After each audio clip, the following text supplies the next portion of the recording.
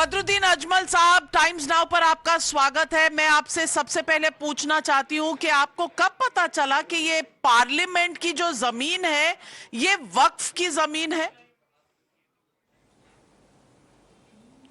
Madam, मैंने ये कहा है कि मैं 15 साल पार्लियामेंट में था और वहाँ ये बातें ही खबर थी चारों तरफ के पार्लियामेंट की ज़मीन भी वक्फ की प्रॉपर्टी के ऊपर है। और मैंने आज भी कहा कि इसके बारे में सब लोग रिसर्च करें, हम भी रिसर्च करेंगे। ये बात कहाँ तक है, अगर है तो ये बहुत गलत है। तो आपको ये किसने बोला कि ये पार्लियामेंट की जमीन वक्फ की जमीन है? कौन महानुभाव थे जिन्होंने आपको ये वहाँ जब तक हम रहे मैडम, हर तरफ जी। हर तरफ यही आवाज थी। हम 15 साल सुनते रहे, लेकिन इसके ऊपर कोई रिसर्च की जरूरत नहीं पड़ी क्योंकि वक्त बिल अभी आया। तो अभी इस मामले में थोड़ा इसको रिसर्च करने की जरूरत है। हमने कहा हमारी पार्टी जमीयत उलमा इसके ऊपर चैलेंज करेगी। पार्लियामेंट से लेकर आसाम तक जितने प्रॉपर्टीज वक्त बिल के ऊपर है हमारे मुस्लिम्स के हैं, वो उनको मिलना चाहिए। इसके ऊपर कोई नया प्रॉपर्टी ला के और कोई नया बिल लाने की जरूरत नहीं है। हम लोग इसको नहीं मानेंगे। आप जानते हैं 100 साल से ज्यादा से पार्लियामेंट वहां पर खड़ा है। 1920 में पार्लियामेंट की बिल्डिंग, ये परिसर बना था। अब आप कह रहे हैं ये वक्फ का है। आप कह रहे हैं बहुत से लोग ऐसा कहते थे। ये कौन लोग हैं? मैडम, आपको शायद ये नहीं मालूम, वक्फ जो है ये वक्फ हमारा 1400 साल से चल रहा है। पूरे हिंदुस्तान में नहीं, पूरी दुनिया में वक्फ की जमीनें हैं और 1400 साल से हमारे प्रोफेट साहब के जमाने से ये चला आ रहा है। आज इंडिया में भी हजारों साल से ये चल रहा है। उसी हजारों साल के अंदर 120 साल की प्रॉपर्टी भी हो सकती है और बहुत से प्रॉपर्टीज हैं जिसके बारे में लोग वो कर रहे हैं। इस मामले में आप लोग भी रिसर्च करें, हम भी रिसर्च। मैंने ये नहीं कहा कि है, मैंने कहा हमने वहां यही सुना है, तो इसके ऊपर रिसर्च करने की जरूरत है। मैं कल से बोल रहा हूँ। तो आप 15 साल से अगर ये सुन रहे थे तो आपने कोशिश की कि इसके कागजात किसके पास हैं, वो कागजात निकालने की कोशिश की?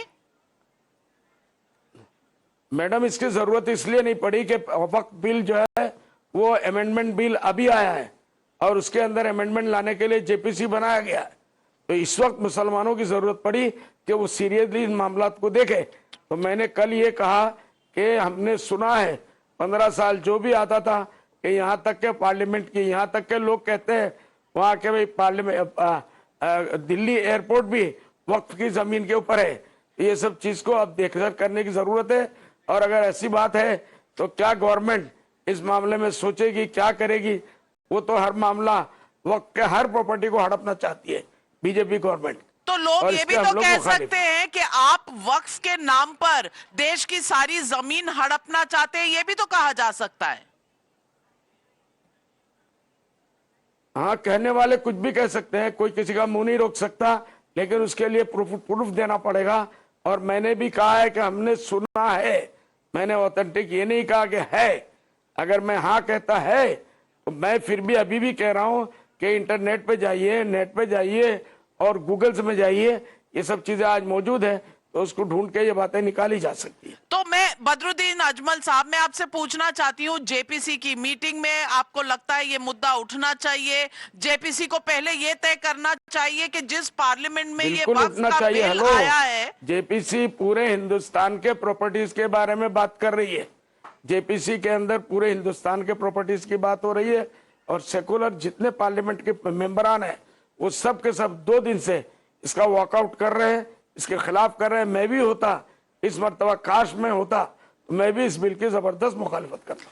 नहीं तो ये बिल जो जेपीसी है, ये तो बिल तब आएगा जब ये तय होगा कि जिस जमीन पर सारे मेंबर्स ऑफ पार्लियामेंट बैठे हुए हैं वो जमीन आपकी है, वक्फ की है, किसकी जमीन है, पहले तो ये तय हो जाए। बिल तो बाद में आएगा। आप यही चाह रहे हैं ना? ये तो अच्छा है ना। ये तो हमने एक इशू छेड़ दिया। आप लोग इसका रिसर्च करिए। मैंने तो कहा रिसर्च करें। अच्छा, आप इशू, हम भी रिसर्च करेंगे, आप भी इशू करें। छेड़ते रहेंगे, हम लोग रिसर्च करते रहेंगे और आप लोगों को बरगलाते रहेंगे। ये तो मैडम आपका काम है। देखिए, पूरे हिंदुस्तान में गांव गांव में इश्यूज आते हैं, उसको आप लोग छेड़ते हैं और उसके बाद किसी हल पे जाता है।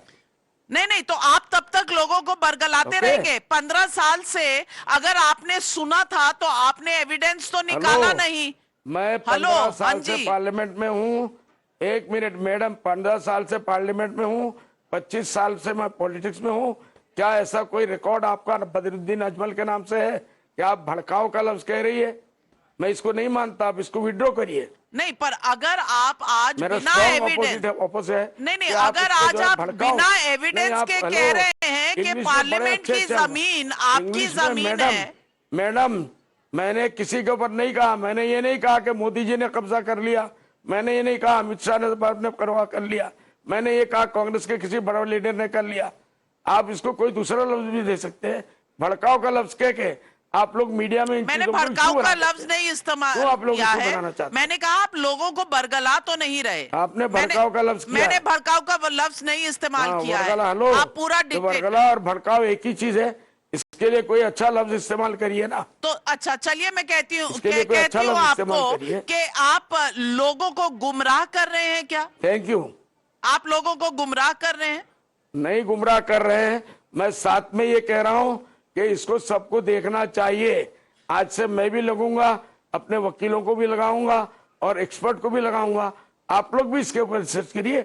अगर ऐसा नहीं है तो मैं अपनी बात को वापस ले लूंगा, अच्छा, सॉरी कह दूंगा। लेकिन पहले ठीक है?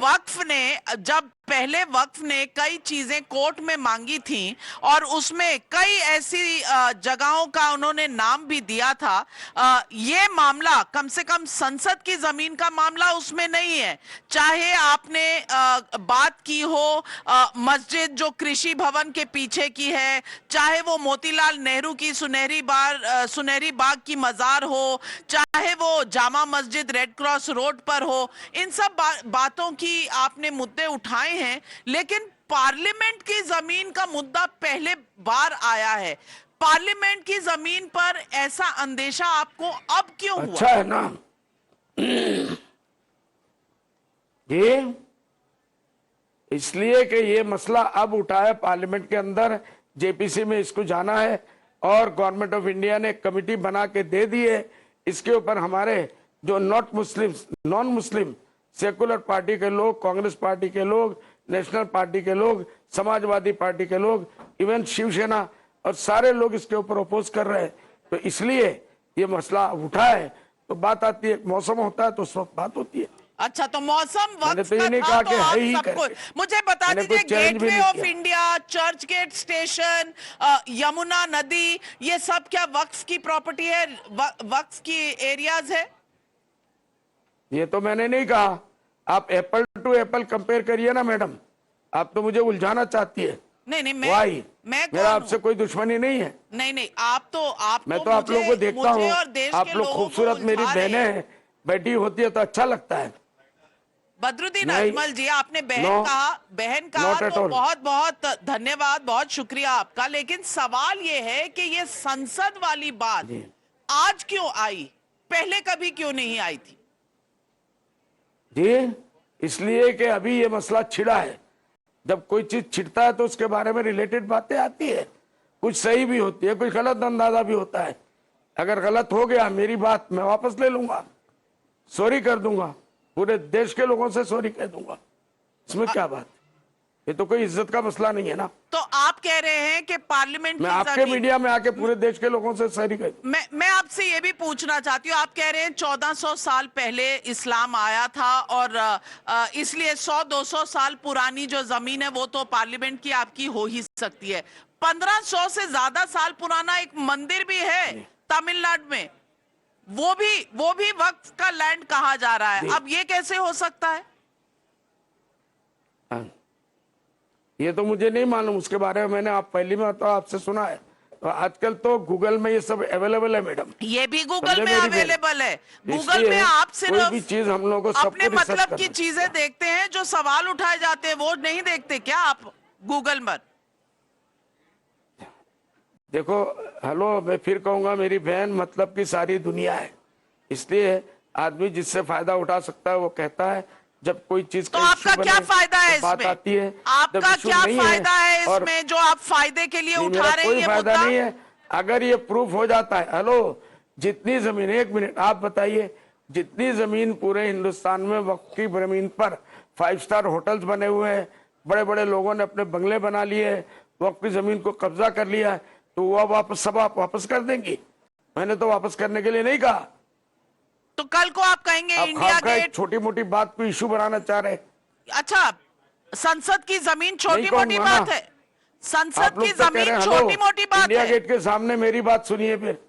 मैडम मैडम जी। इंडिया गेट आप बोल रही है तो मैं कहूंगा ताजमहल को भी ये लोग कह रहे हैं कि मुसलमानों का बनाया हुआ नहीं है। उसके बाद आपका लाल किला को भी बता रहे हैं कि ये मुसलमानों का बनाया हुआ नहीं है। मजदूर इसमें सब थे, मुसलमान भी, हिंदू भाई लोग भी थे।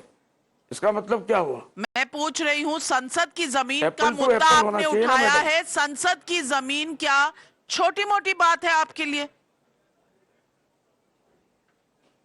नहीं, छोटी मोटी बात नहीं है, लेकिन आप भी रिसर्च करिए गूगल में, हम भी अपने हिसाब से रिसर्च करेंगे। इससे ज्यादा मैं क्या कह सकता हूं? अगर मेरी बात गलत निकली, लोगों की सुनी सुनाई बात मैंने कह दिया और एक नेशनल मसला हो गया तो मैं सॉरी कह दूंगा, पूरे देश से माफी मांग लूंगा। लेकिन तब तक आप अपना फायदा उठाते रहेंगे, जैसा आपने अभी कहा कि फायदे की ही दुनिया है। नहीं, बदरुद्दीन किस चीज का अजमल, फायदा? किस चीज का फायदा? हेलो, वोट का फायदा। और नहीं मैडम, किस चीज का फायदा उठाऊंगा? वोट का फायदा, जमीन का मैं फायदा। तो हारा हुआ सांसद हूँ, मैं तो हारा हुआ सांसद हूँ। तो मैं कल क्या जीत फायदा जाएंगे, उठाऊंगा? पार्टी तो है आपकी, कोई अभी और कोई जीत इलेक्शन भी जाएगा। नहीं है हमारे आसाम में। हमारे इलेक्शन में कोई आसाम में इलेक्शन भी नहीं है। तो आप किस हमारे फायदे आसाम में की मैडम बात कोई कर रहे हैं? इलेक्शन भी नहीं है। नहीं, तो आप फिर किस फायदे की? फिर तो जमीन की फायदे की। आप बोल रही है, मैं तो कुछ नहीं बोल रहा हूँ। आप तो देखिए, हेलो, जी। वो हमारे यहाँ बोलते हैं छोटे छोटे कीड़े होते हैं जमीन के नीचे, चीर, उसको खोदने लगे तो सांप निकालना चाहती है। हम तो ऐसा नहीं चाहते ना। चलिए, ऐसा क्यों कर रही हैं आप? आपको लगता है कि आपने मेरे कह साथ दिया तो और कोई बाकी दुश्मनी बनी बाकी जो सवाल हैं वो कीड़ों की तरह हैं, तो ऐसा ही सही। लेकिन आपकी बात से साफ जाहिर है कि ये मुद्दा आपने फायदे के लिए उठाया। फायदा कौन सा है ये आप जाने, लेकिन आप माफी मांगेंगे। फिलहाल ये मुद्दा खड़ा करके बदरुद्दीन अजमल कौन सा फायदा उठाना चाहते हैं, मैं ये देश की जनता पर निर्णय छोड़ती हूं। हमारे साथ आप जुड़े, आपका बहुत बहुत शुक्रिया। We'll slip into a short break. More news coming up on the other side.